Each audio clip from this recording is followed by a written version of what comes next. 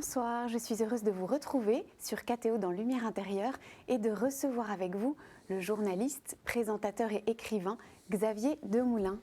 Bonsoir Xavier Demoulin. Bonsoir Bénédicte. Bienvenue sur KTO. Merci, merci de me recevoir. On est heureux. On est bien. Ah, c'est vrai? Vous êtes bien installé? On est bien installé. Bon, c'est bien, tant mieux. Alors vous signez, je crois, je ne suis pas très forte en maths, mais je crois que c'est votre 13e roman avec Le chemin des gens perdus chez Flammarion. Et peut-être la question toute première que j'avais envie de vous poser, c'est que j'ai l'impression, j'ai lu, entendu, que votre parcours scolaire avait été plutôt pénible, je crois. Et je trouve ça assez beau et touchant de voir que vous signez un 13e roman avec une enfance marquée par la dyslexie. Alors, sauf que jusqu'à quel point l'enfance nous détermine et les débuts nous déterminent. Heureusement que non. Heureusement qu'il y a des portes pour s'échapper de certains cloisonnements ou de certains stéréotypes qui risquent d'enfermer certains enfants dans tel ou tel état. C'est-à-dire, si ça ne marche pas petit, ça ne marchera jamais plus tard, quoi. Heureusement qu'il n'y a pas de fatalité là. Donc si je peux être la preuve aussi que, après des difficultés scolaires, dans l'apprentissage, dans la formation, dans la méthodologie qui n'était pas totalement faite pour moi, je pense que l'école dans son ensemble, entre 5 et 15 ans, 16 ans, c'était pas du tout mon truc. Ça l'est devenu à partir de 16 ans. Donc il y a eu un déclic. Il y a eu un gros déclic, une belle rencontre qui a tout changé en fait. C'est-à-dire que l'enseignement, c'est là où on se rend compte que l'enseignement vraiment a un rôle clé. Moi, c'est une professeure de français qui s'appelle Odile Fayet qui m'a récupéré en seconde, alors que tous les profs me jetaient des cailloux. Hein. C'est-à-dire qu'en fait, on disait à mes parents, mais lui, il fera jamais rien, mais madame, non mais... mes parents, ils s'arrachaient les cheveux, quoi. Parce que vous étiez agité, en plus j'étais agité, d'être... puis ça rentrait par une oreille, ça rentrait par l'autre, ça ne m'intéressait pas, quoi. J'étais pas là, en fait. J'étais pas là, j'étais ailleurs, j'étais dans une autre dimension, dans une autre vie, dans un autre cercle de ma vie, mais j'étais pas là où j'étais censé être, enfin, à l'école, quoi. Et puis les profs, ils m'emmerdaient, et puis c'était l'affrontement, quoi.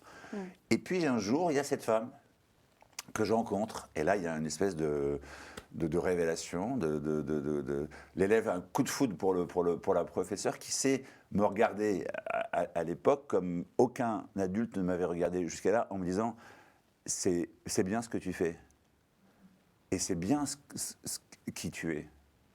Mais on peut, si tu veux, ensemble, essayer d'avancer d'un pas, puis d'un deuxième, et voir t'amener peut-être à progresser. Est-ce que ça t'intéresse de progresser? Mais j'aime bien déjà la base que tu as.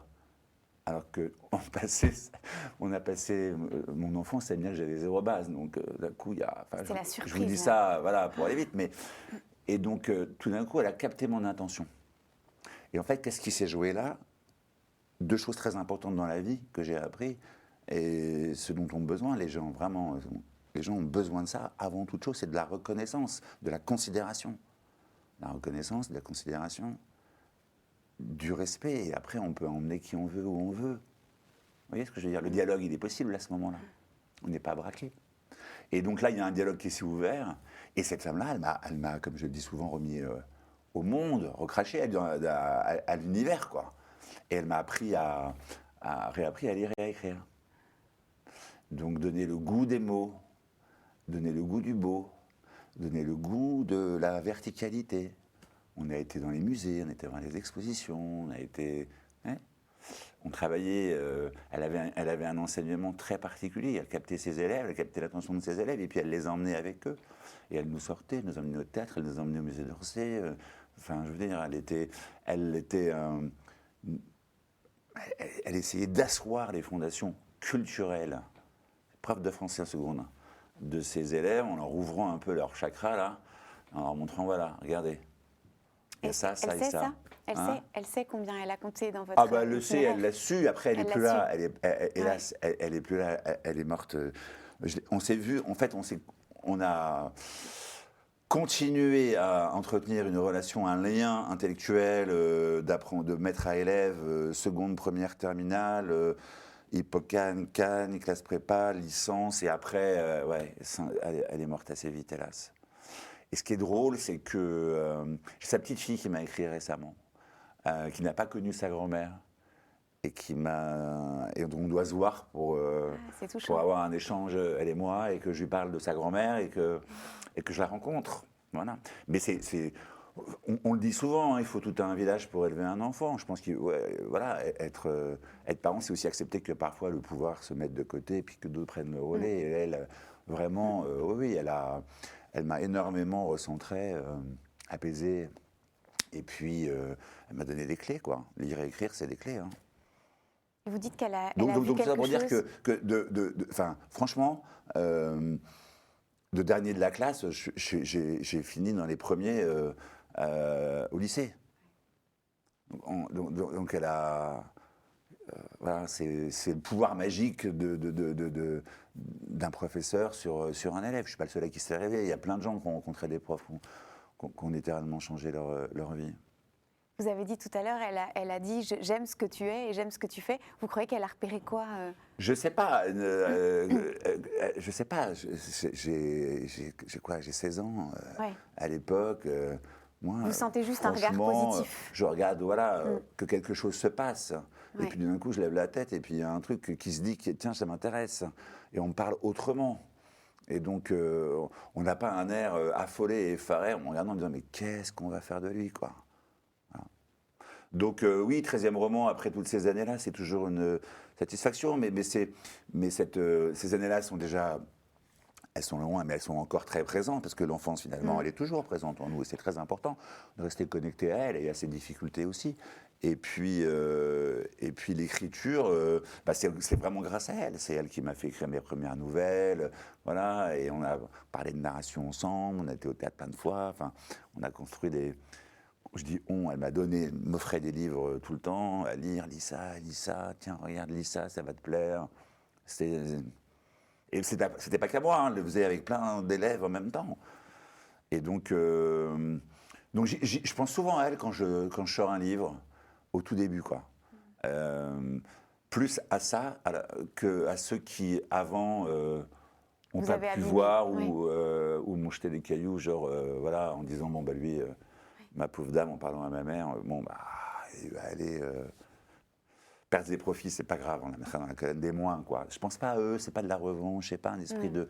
J'ai dépassé tout ça. C'est vraiment plus de la reconnaissance. Et c'est pour ça que quand je vois sa petite fille qui m'écrit, ça m'a vraiment touché. Voilà. Ça s'appelle un chemin. Le chemin des gens perdus, mais il y a aussi le chemin des gens qui se trouvent. À travers une rencontre. Moi, je voulais être écrivain et journaliste depuis tout petit. Le projet, il est clair. Donc journaliste, c'est sûr, et puis écrivain, ça se dessine, et puis c'est une envie. Et donc, je fais les deux en parallèle. Et donc, je fais des études de lettres. Je ne fais pas vraiment d'études de journalisme au sens d'école. Je ne fais pas d'école. Mais je travaille. En fait, quand j'aime quelque chose, je suis capable de développer une énorme volonté. Ok. Et donc, je connais personne dans ce milieu, mais j'appelle tout le monde. Et je fais des stages, plein de stages, pendant mes études. Et donc, je fais mes études, mais j'ai toujours un truc à côté. Et puis, très vite, vers 18 ans, je propose des sujets. Je frappe à la porte des rédactions. Je me souviens très bien, il y avait un magazine à l'époque qui s'appelait Glamour, qui était dirigé par une femme de presse très impressionnante qui s'appelait Anne Chabrol. Et je me retrouve à 18 ans dans son bureau à lui proposer des sujets. Elle rigole, elle était avec un grand photographe de mode à l'époque, qui est toujours un grand photographe de mode, qui s'appelle Mario Testino. Et dans son bureau, comme ça, j'obtiens un rendez-vous, je viens proposer un sujet, je sors mon classeur à idées. Et puis voilà, et puis je me fais jeter, et puis je rentre par la cheminée, hop, c'est pas grave. Je fais plein de stages, je rencontre plein de gens, et puis progressivement, 1 pige, 2 piges, 3 piges, et c'est comme ça que je suis devenu journaliste. Et puis très vite, en licence, fin de la licence, début de la maîtrise, c'était à l'époque des canards de rue, on voyait beaucoup de sans-abri qui vendaient des journaux, et un journal qui s'appelle Fin de siècle, qui est en train de se monter, je rejoins l'aventure. Et là, je deviens un collaborateur régulier de ce journal. Voilà. Et puis ensuite, vous partez dans la télé. Non, entre-temps, après, je pars dans le Bronx, je vis avec des franciscains pendant plusieurs semaines, je fais un reportage pour La Croix. Enfin, la presse écrite, ça continue. Hein. La presse écrite, ça a duré 10-15 ans avant la télé. J'ai commencé à travailler très jeune. Hein. Ouais. Et donc, la télé, ça arrive plus tard. Ça arrive vers 99-2000. Mais après, une expérience en presse écrite importante. Au Monde, au Figaro, aux Inrock, à Vogue, pour ce canard de sans-abri qui s'appelait Fin de siècle, enfin pour plein de titres. Toujours été libre, un freelance, puis un peu de radio, différents médias. Voilà. Alors cette expérience chez les franciscains du Bronx, ça reste quelque chose de frappant pour vous? C'est une expérience unique au monde. Oui. J'ai presque envie de dire, je la recommanderais à beaucoup de gens. C'était il y a longtemps, on est en 92, 93. Oui. Donc ça date. Et à l'époque, il n'y a pas Internet. Donc il faut écrire des lettres de motivation, quoi. Oui. Des lettres. Voilà, bonjour, je suis un Français. Et il y avait déjà eu un sujet sur eux. Et j'avais une fiancée à l'époque et sa mère, ça les agaçait beaucoup de voir tourner autour de sa fille. Elle disait, vous devriez aller faire un tour chez les franciscains du Bronx, ça vous ferait le plus grand bien, cher ami. Et elle me disait ça à moitié rigolant, mais c'était... Je dis, bon, parce qu'il y a des franciscains dans le Bronx. Ouais. Je sais plus c'est quoi ça. Et là, elle me tend un premier papier qu'il y avait eu sur eux, etc. Et donc, j'ai dit, mais moi, je veux faire un reportage sur eux.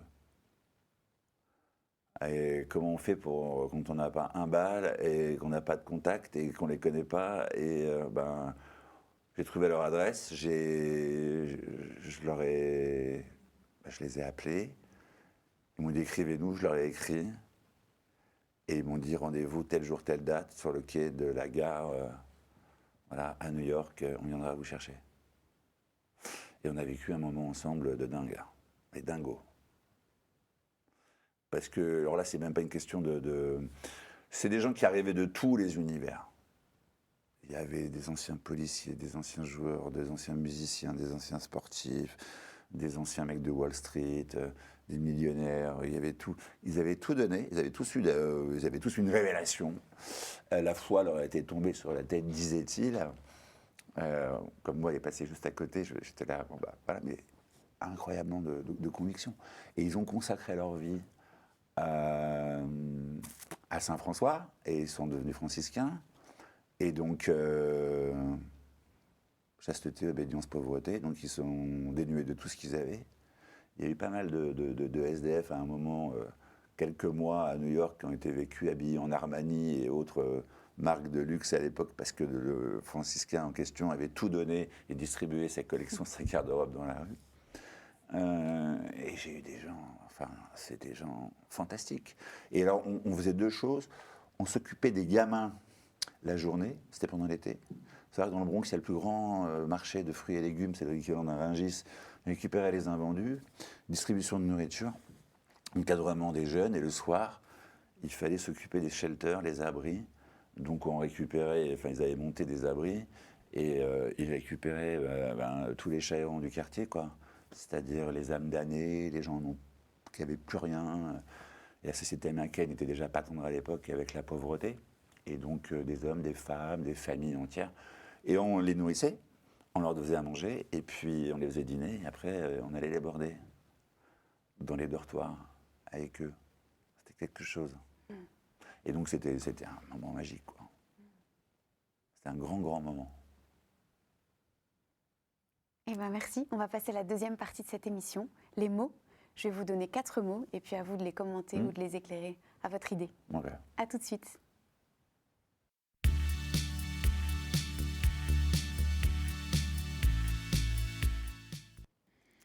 Nous sommes toujours sur KTO, dans Lumière intérieure. Et le premier mot pour vous, Xavier Demoulin, j'ai pensé à perdu. Pour moi, être perdu, ça arrive. Ça fait de personne un être moins bien qu'un autre, d'être perdu. Et d'être, quand on se perd, il y a, en tout cas, j'en ai l'intime conviction, toujours un moyen de se retrouver. La question, c'est comment se retrouver quand on se perd. Il y a plusieurs possibilités. Ça dépend évidemment de la sensibilité de chacun, mais je pense que beaucoup, je crois beaucoup au pouvoir des mots pour se retrouver. Je crois beaucoup au pouvoir de la littérature pour se retrouver. Je pense beaucoup au pouvoir de l'écriture pour se retrouver. Donc la lecture, l'écriture, le livre permet souvent de retrouver le nord quand on est un peu à l'ouest, quoi. Et comment est-ce qu'on se rend compte qu'on est perdu? On se sent mal, on est désorienté? C'est une bonne question. Parfois, on est perdu malgré soi, on ne s'en rend même pas compte qu'on est perdu. Et parfois, on pense que la situation est perdue, on perd espoir. Effectivement, parfois, on le matérialise par, on somatise, on est mal, on dort plus, on n'est pas bien, on est mal dans sa peau, mal dans ses baskets, etc. On a tendance à se réfugier parfois, je sais pas, certains dans les médicaments, la chimie, qui pour un truc pour dormir, qui un truc pour tenir, etc. Et en fait, il suffit juste d'essayer de toujours penser à se connecter à quelque chose en soi. C'est-à-dire qu'en fait, pas perdre de vue que la safe place, elle est à l'intérieur de soi, elle existe. Il y a une trappe à l'intérieur de soi qui permet de s'y réfugier, de retrouver un peu la paix, son souffle, son esprit, de revenir à soi et quand on est perdu, donc de retrouver un tout petit peu son esprit, ses esprits. Ça commence par le corps. C'est exactement ce dont parle le livre, d'ailleurs. À l'intérieur de soi existe une trappe. Il faut savoir où elle est, il faut essayer de la trouver. Ça peut prendre une vie de la trouver, cette trappe. Et qui permet de se retrouver quand le monde extérieur nous a fait perdre le sens de l'orientation, parfois la boule, parfois nos idéaux, parfois nos amours, et que sais-je encore, quoi. Donc se perdre, ça fait partie de la vie, mais il ne faut jamais oublier qu'on peut se retrouver et que souvent la solution, elle n'est pas à chercher très très loin, elle est à l'intérieur de nous. C'est ça qui est fou. Ça vous est arrivé? Mais 1000 fois. Mais avant que je comprenne que la solution était à l'intérieur de moi, qu'est-ce que j'ai commencé par faire, à votre avis?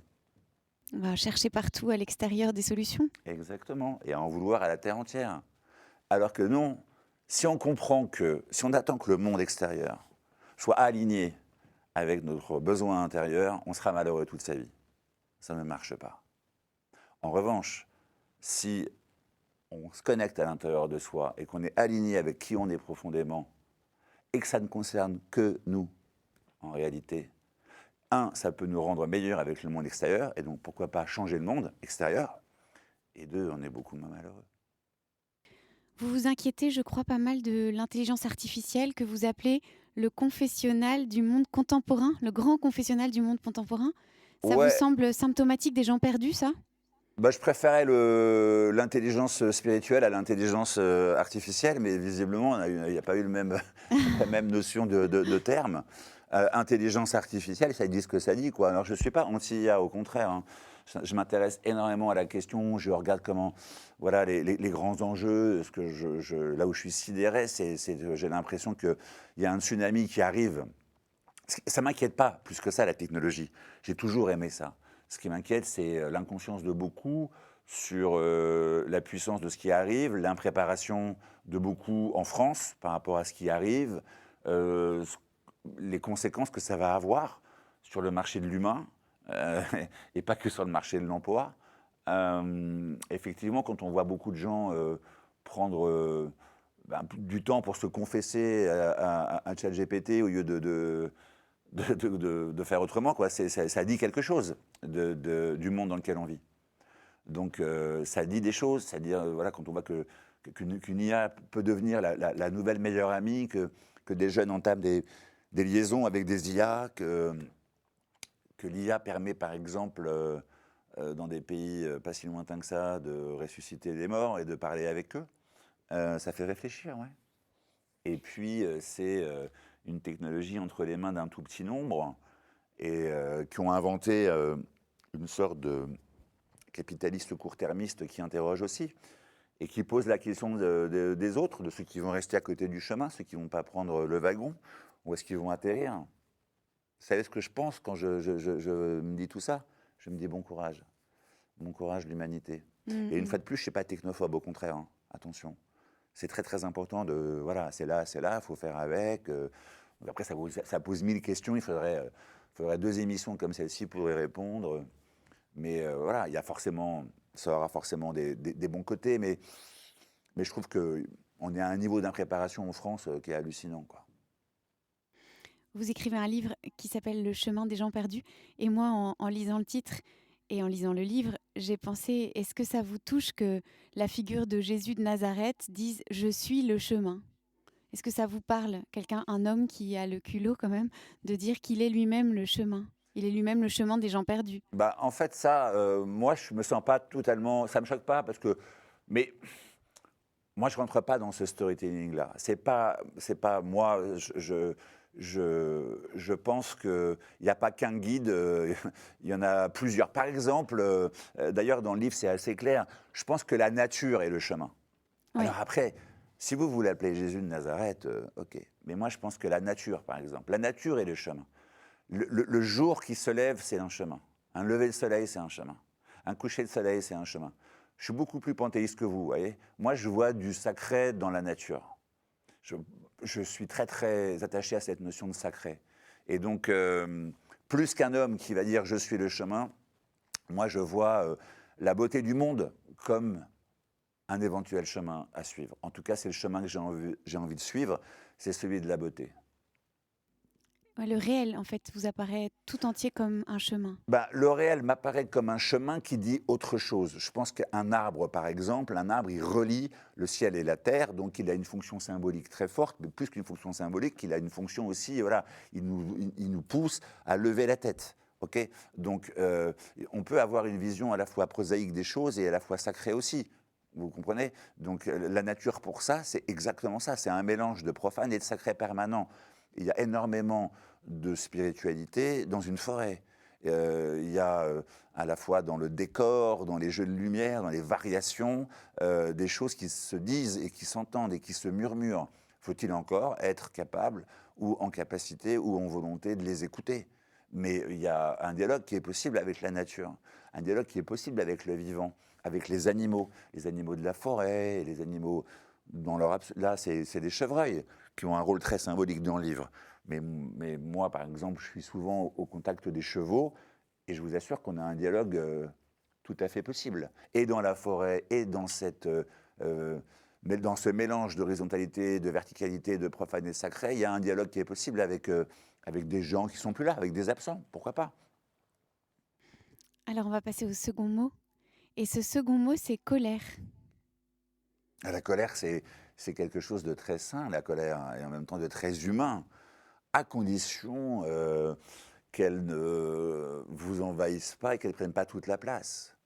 Je pense qu'il faut laisser une place à sa colère pour mieux l'identifier, l'évacuer et puis la filtrer.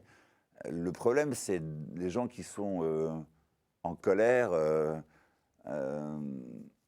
plus que tout, quoi. C'est ce que j'appelle la catégorie des Joe Dalton, vous voyez, pour caricaturer et me faire comprendre. Les gens qui ne sont que colère, c'est une tragédie, ça. Qui ont oublié de passer par la case apaisement. Non, la colère, c'est un sujet... moi, j'ai connu la colère. J'étais très, très en colère pendant longtemps. Je pense que quand j'étais enfant, d'ailleurs, c'était la colère qui m'habitait. Il y avait une colère quelque part. Mais ce qui est génial, c'est quand on arrive à l'apprivoiser, et puis à s'en défaire, à s'en départir, et puis voilà, et qu'on ne lui laisse plus la place pour se dominer. Il y a un épisode dans votre vie qui a suscité beaucoup de colère, je crois, le drame de la mort de votre petite sœur Sophie, où il y a une forme de colère contre Dieu et de rage de cette injustice. Alors, c'était pas ma petite sœur, c'était ma grande sœur, et puis oui, bah là, il y a forcément, on la connaît, cette colère-là, de l'incompréhension. Moi, elle a duré très très longtemps, mais c'est vrai que j'en ai voulu directement à Dieu et tous les autres. C'est sûr. D'ailleurs, je n'aurais pas écrit ce livre-là si tout ça n'était pas arrivé. C'est quand même l'histoire d'un garçon qui cherche sa sœur dans la forêt. Bien sûr. Donc, à partir de quand on peut transformer sa colère en quelque chose de beau ou de joli? C'est là qu'intervient la question de la création, la question de l'écriture aussi. Et c'est vrai que moi, ça m'a pris du temps, entre le moment où j'ai perdu ma sœur et le moment où ce livre est sorti. Il s'est passé de longues années. Et puis, la colère et la tristesse, elles ont tissé un tel lien sur ce sujet-là chez moi, qu'elles m'ont rendu assez, parfois, dur sur d'autres sujets. Vous voyez ce que je veux dire? Et donc, ce nœud-là a empêché d'autres choses de se manifester, des choses plus douces peut-être. Et puis, avec le temps, comme dit la chanson, je ne sais pas, avec la beauté aussi, avec la consolation dans la nature, le vivant, les chevaux, les choses un peu plus grandes que notre nombril, et bien quelque chose se passe, et puis ce nœud colère plus tristesse commence à se défaire, et un jour il part. Et donc, et à ce moment-là, on peut en faire quelque chose. Mais moi, ça m'a pris beaucoup de temps. Mais j'en ai voulu à la terre entière, pas qu'à Dieu, je vous rassure. Mais on a le droit de crier sa colère. On a quand même le droit de la dire, de la sortir. Bien sûr qu'il faut la verbaliser, sa colère. Après, il y a manière et manière de la faire. Et puis, je vous dis, une fois de plus, les colères, une fois qu'elles sont évacuées ou qu'elles sont déjà verbalisées et formulées, on a déjà réglé 90% des problèmes. La pire des choses, c'est de garder en soi des colères. Qu'on s'interdit de verbaliser ou qu'on s'interdit de crier, voilà, et de garder à l'extérieur un sourire de façade. Ça, c'est épouvantable. Ça crée ça, c'est la porte ouverte à la maladie, je pense. Ça prend une vie de se remettre et de trouver la paix? D'un chagrin pareil, ouais. Bah oui. Ça prend une vie de se remettre. Il y a certains chagrins qui prennent une vie pour s'en remettre, ouais. Et parfois, mais quand je dis ça prend une vie, ça dépend de votre humanité, mais oui, il y a des choses qui prennent une vie à cicatriser. Après, il y a aussi, dans le processus de cicatrisation, des belles choses qui viennent comme ça panser les plaies. Et quand on commence à comprendre et à réavoir le regard pour accueillir les belles choses, c'est que le processus de guérison est en bonne voie. Mais s'émerveiller des belles choses, de la beauté, dans un monde aussi difficile que celui d'aujourd'hui, qui est quand même un monde dégueulasse, ne pas perdre de vue qu'il y a quand même encore, ne serait-ce qu'en ouvrant sa fenêtre, la possibilité d'apercevoir à travers, je me répète, la nature et le vivant, des lueurs, de la beauté, de la sécurité et des raisons de moins s'en faire, c'est pas mal quand même. Alors, le troisième mot, c'est, on l'a déjà effleuré pas mal, c'est foi. Foi. Vous savez, la foi, c'est un truc qui est très, très, très connoté. Moi, j'ai la foi en l'humanité. J'ai la foi en la beauté du monde. On vient d'en parler. J'ai la foi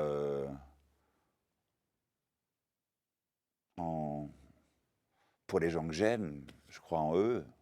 J'ai la foi en mes filles, en ma femme, en mes enfants, en moi, en ce que j'aime. Voilà. Donc la foi, c'est pour vous quelque chose qui nous relie à quelque chose de sûr, qui nous décevra jamais. Non, c'est ce qui nous relie c'est ce qui nous donne de la force, la foi.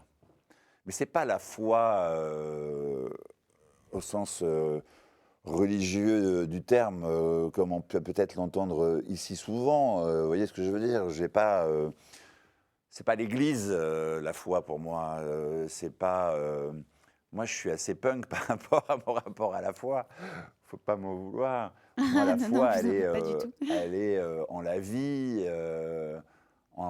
C'est la foi en la beauté du ciel, la foi, je vous dis, en la forêt. en la littérature, en l'écriture, aux gens que j'aime, et en moi, en ma safe place, en ma structure personnelle forte, en ma colonne vertébrale. Et puis, ouais, en quelques autres aussi. Alors, vous avez parlé tout à l'heure, ça m'a amusé parce qu'on voit la place de la nature dans votre vie. Et puis, vous avez parlé tout à l'heure de Saint François d'Assise que vous aviez un peu découvert chez les franciscains du Bronx. Au fond, ça vous parle, ce dialogue avec les animaux, cette conversation avec la nature, cette unité avec la nature? Ben moi, c'est un temple. Hein, là. La nature est un temple de vivants piliers, laisse parfois t'échapper de confuses paroles. C'est pas moi qui l'ai dit, c'est Baudelaire dans Élévation. Et je pense qu'il avait tout compris. Et puis plus tard, après Baudelaire, d'autres gens comme Christian Bobin, par exemple, l'ont verbalisé aussi. La nature, pour moi, c'est un monde et c'est un médicament formidable. Pour ceux qui auraient besoin de trouver un truc pour aller mieux, dans cette période, encore une fois, assez sombre et compliquée, la nature, c'est le meilleur antidépresseur. Et en plus, c'est bon pour la santé. Et en plus, voilà. Et puis l'œil, si on sait de se poser, si on sait revenir à soi au moment où on est dans la nature, au présent, quand on est dans la nature, en oubliant ce qui s'est passé hier, ce qui se passera demain, ses peurs, ses déceptions, ses craintes, ça fait beaucoup de choses. Hein. Dans un petit panier, on met ça dans le coffre de la voiture, on va dans la nature, on se reconnecte à soi, je vous jure qu'on en sort meilleur humain. Puis si en plus on croise un chevreuil, des chevreuils, non mais tous nos sens sont sollicités dans la nature et on oublie ça. Et la nature, elle devrait être apprise à l'école. Je ne comprends pas ce que fait ce système à ne pas enseigner la forêt aux enfants. Je comprends pas. C'est une matière incroyable quand même. Vous n'avez jamais pensé à être prof? Pardon? Vous n'avez jamais pensé à être prof? Non, bah, une fois de plus, j'ai un rapport tellement phobique à l'école. Oui. Franchement, parce que même si j'ai été réparé, je suis rentré au garage de la bienveillance, de l'intelligence et à l'âge de 16 ans, avec, on l'a dit tout à l'heure, j'en sors pas moins de là. J'ai un rapport ultra traumatique à l'enseignement scolaire, quoi. Donc, non, l'école, non. Mais je trouve que quand même, la forêt, ça devrait être une matière, quoi. Le vivant, ça devrait être une matière. Bon, il y a la science de la vie et de la terre, vous allez me dire, ok. Mais il faut emmener les mômes en forêt, leur apprendre. Voilà. Il y a une forme de prière là, dans une forêt? Mais la prière, elle est partout. Hein. Elle n'est pas obligée d'être. Elle peut être dans la forêt, elle est à l'intérieur de soi, elle est quand on lit quelque chose de beau. Je pense que la beauté, elle amène quelque part à un réflexe naturel de prière, parce que qui est un acte de reconnaissance de quelque chose, qui vous prend les tripes et qui vous met dans une émotion telle que vous vous retrouvez, sans le savoir parfois, en situation extatique et donc en situation de balbutier des choses qui peuvent être plus ou moins, devenir une prière. Moi, je crois énormément au pouvoir, comment dirais-je, radioactif, dans le bon sens du terme, des prières qu'on peut faire malgré soi. La prière, c'est quelque chose d'abord de formalisé, il y a un cadre pour ça, bien sûr, mais on peut aussi arriver à se surprendre à prier malgré soi. J'ai déjà vu ça, c'est pour ça que je dis ça. C'est tout à coup le cœur qui se met à chanter ou quelque chose comme ça? Quelque chose qui commence à palpiter, qui est en dehors de tout protocole, attention, hein, de récitation, de mots, etc. Non, on est dans quelque chose de ressenti. Et j'ai déjà vu ça. J'ai déjà vu ça chez des gens, dans certaines circonstances. Et moi, je l'ai déjà vécu aussi, personnellement. Je l'ai vécu beaucoup enfant. Je me souviens très bien de ça. Quand je jouais à regarder la course des nuages petits, allongé dans l'herbe, je vous promets, j'ai eu ces sensations-là. Donc le cœur qui se met comme à prier malgré soi. Ouais, en tout cas, face à l'éblouissement ou être renversé par quelque chose de vraiment où on est dans une espèce de rapport à la beauté qui vous électrise. Voilà. Ouais. Il y a quelque chose de la joie aussi? Et de la joie. La joie, ça met plus de temps. Mais le rapport à la joie, il vient avec le ressenti. Moi, j'ai besoin d'avoir par exemple, avec les chevaux, ils sont capables, dans tout ce qu'ils vous donnent, parce qu'ils vous donnent énormément, de vous amener ce que vous venez de décrire, de la joie. Parce qu'ils vous mettent dans un rapport, cet échange avec l'animal, ce donnant-donnant, bon, ce sont des miroirs de nous, mais quand quelque chose se passe, une connexion se passe avec le cheval, avec l'animal et vous-même, ouais, là, ça peut vous amener à de la joie pure. Et la prière, est-ce que c'est s'adresser à quelqu'un quand même, pour vous? Ben, à défaut de s'adresser à quelqu'un, ça peut être pour quelqu'un. Moi, j'aime bien rentrer dans les églises. Je suis allé à Assise l'année dernière avec ma femme et tout. On a passé... j'ai adoré, quoi. Assise, en Ombrie, en Italie, c'est incroyable. J'ai jamais... Je sais pas, j'ai dû m'asseoir dans plus d'une centaine d'églises par jour, mais j'adore ça. J'adore m'asseoir dans une jolie église et regarder et attendre, etc. Et alors là... ouais, la prière, elle peut être pour les autres, mais je pense qu'une pensée pour quelqu'un, si elle est faite avec ferveur, peut devenir prière. Mais est-ce qu'il y a quelqu'un qui entend cette prière? Moi, je pense qu'on peut évidemment être entendu par beaucoup de gens à distance, sans forcément les avoir en face de nous. Je ne dis pas que je crois qu'il y a quelqu'un en haut qui reçoit ma prière et qui va ensuite la renvoyer pour exaucer mon vœu. Non, non. Je pense que c'est quelque chose d'assez quantique là-dessus, que ce qu'on envoie à travers l'intensité, par exemple, d'une prière, peut être ressenti à plusieurs niveaux. Alors peut-être par quelqu'un de là-haut, ça c'est le mystère, et ça appartient à chacun, d'accord? Mais aussi par celui vers qui la prière est destinée. Comme si on était reliés, très profondément connectés un peu les uns aux autres. Mais moi, je pense qu'on est connectés les uns aux autres. Cette connexion-là, elle faut pas. Si on va la chercher et si on l'allume, on peut tout à fait être connecté avec les autres. Tout est une question d'attention et d'intention. Si vous y mettez de l'intention, de l'attention, vous pouvez très bien vous relier avec quelqu'un qui n'est pas là, dans la même pièce que vous, qui est à plusieurs kilomètres et qui, voilà. Comme un réseau de communion mystérieux et invisible.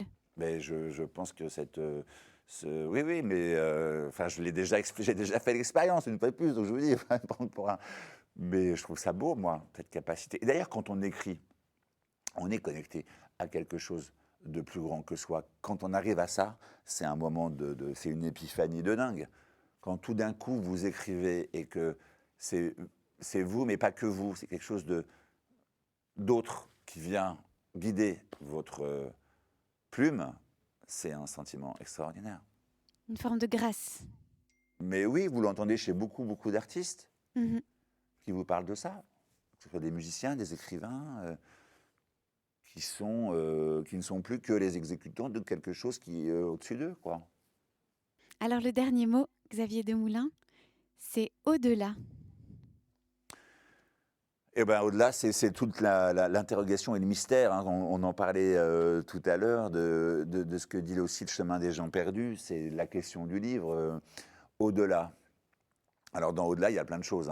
Il y a déjà au-delà de soi. Donc, déjà, on sort de soi, on va vers les autres. Donc, j'aime bien cette notion-là, d'aller au-delà de soi. Y trouver peut-être des réponses ou amener quelque chose de bon, c'est-à-dire faire le bien. Et puis, il y a au-delà de la vie, quoi.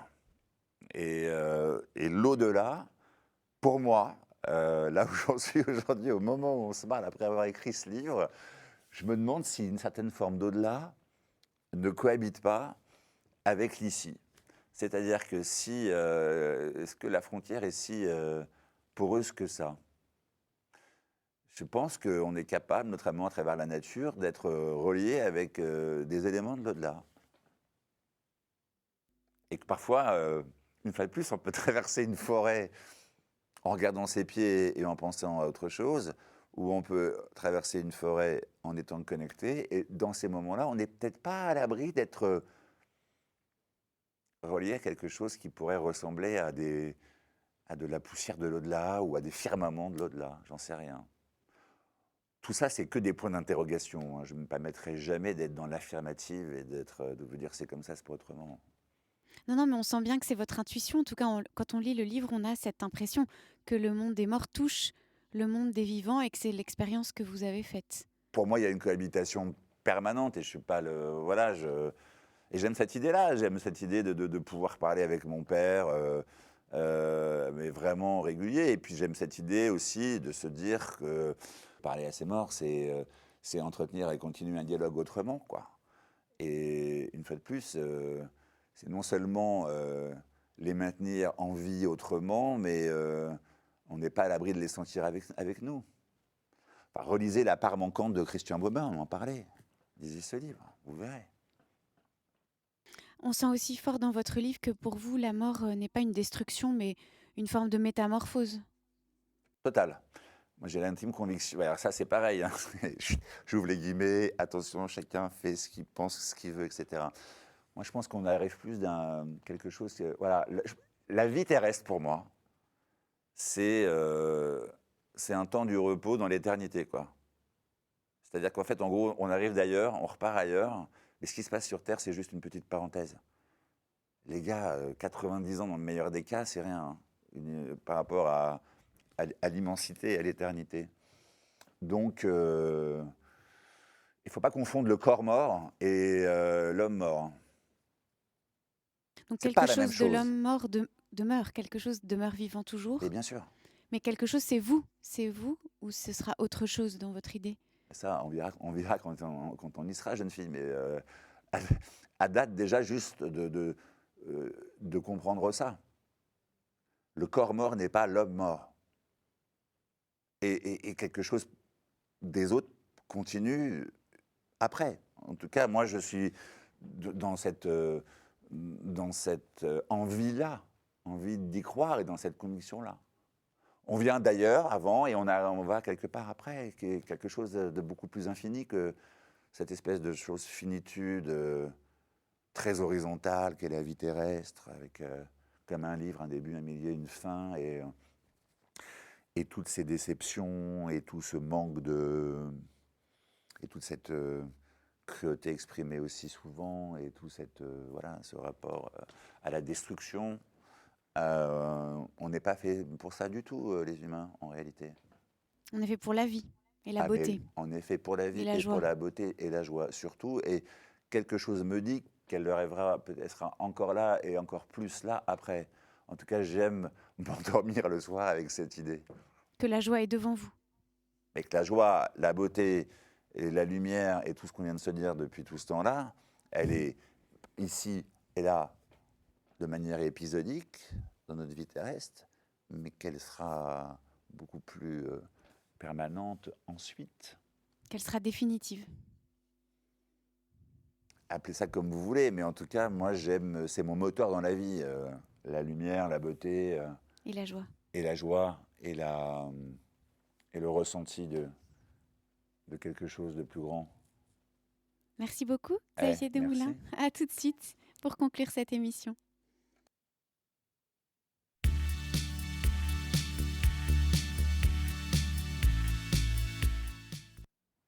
Nous sommes toujours sur KTO dans Lumière intérieure avec vous, Xavier Desmoulins. Vous avez vécu comment cette expérience des mots? Très bien. Enfin, j'ai vécu... Comment on peut la vivre mal, cette expérience? Il y en a qui vous disent je l'ai vécu un cauchemar, j'ai pas aimé du tout, c'est un trauma intense. Non, c'est des jolis mots et, qui correspondaient à la fois à ce livre, Le chemin des gens perdus, et puis à mes centres, à ce qui me meut aussi.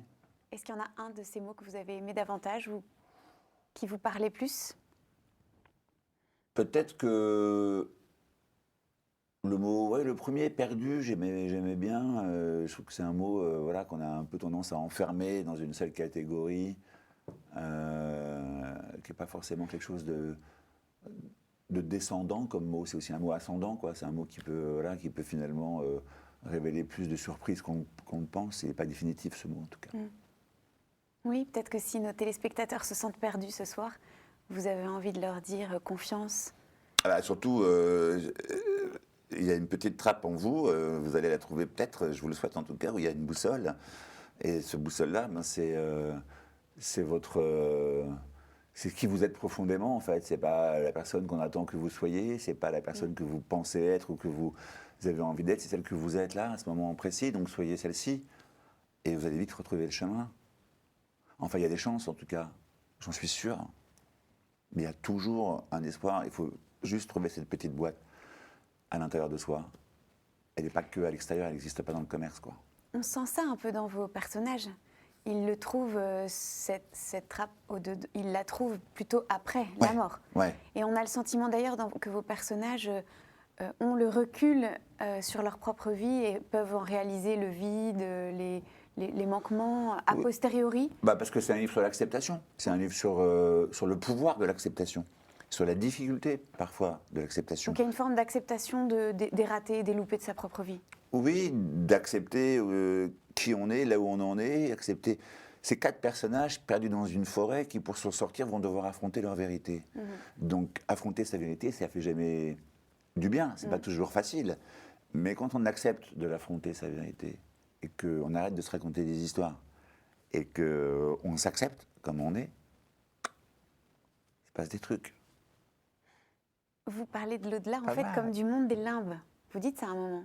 Non, alors c'est pas l'au-delà comme les mondes des limbes au terme définitif. C'est le passage vers l'au-delà qui est un monde des limbes. D'accord, donc là, ils sont dans un monde des limbes. Bah là, vous pouvez aussi carrément griller et tuer le suspense du livre et tout dévoiler. Je dis juste que ça me tracassait de me dire, et qu'est-ce qu'il y avait derrière? Non, ça, mais vous en savez fait, pas. Non, moi, il y a un texte que je trouve magnifique qui s'appelle Le livre des morts tibétains, avec le chant du bardo. Et le chant du bardo, c'est un chant qui accompagne les morts dans différentes étapes. Parce que là-bas, dans plusieurs cultures, on pense que les morts, au moment où ils ne sont plus là, ils partent sur un voyage avant d'arriver à une libération qui est, pour aller vite, se décompose en plusieurs étapes. D'accord. Et ce chant-là, qui accompagne les morts, les aide à passer les différentes étapes pour arriver à la libération finale.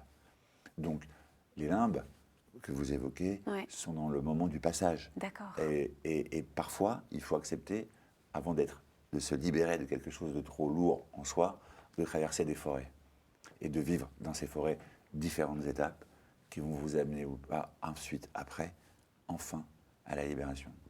Donc cette libération, elle est devant nous. Elle est devant nous, exactement. Mais il faut accepter de passer certaines étapes. Un peu douloureuses. Et parfois, elles sont accompagnées, dans le livre des morts tibétains et dans ce chant-là, dans le chant du bardo, c'est des chants qui accompagnent pendant X jours, entre 7 et 20 jours, et 19 jours de la mort de quelqu'un, ça, son défunt et ses proches chantent ça pour le faire passer de l'autre côté. Mais c'est intéressant cette notion de qu'est-ce qui se passe juste après. Est-ce qu'on passe comme ça de l'autre côté? Ou est-ce qu'au contraire, il y a plein de théories.